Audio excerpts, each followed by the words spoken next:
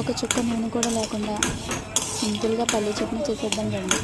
ఒక మూకుడులో కొన్ని పల్లీలు, పచ్చిమిరపకాయలు వేసుకుని చిన్న మంట పెట్టుకుని బాగా నిదానంగా వేయించుకోండి.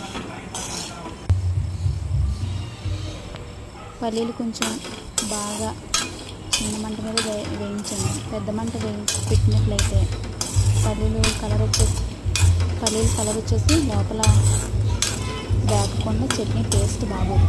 కాబట్టి నిదానంగా చిన్న మంట మీద పచ్చిమిరపకాయలు బాగా వాడిపోయేటట్టుగా వేయించుకోండి.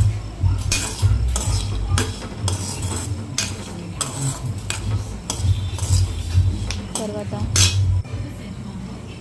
పల్లీలు బాగా వేగిపోయాయి. మిక్సీ గిన్నె తీసుకొని అందులో పల్లీలు కొంచెం చిన్న ఉప్పు, టేస్ట్ తగినట్టుగా ఉప్పు వేసుకొని రుబ్బుకోండి.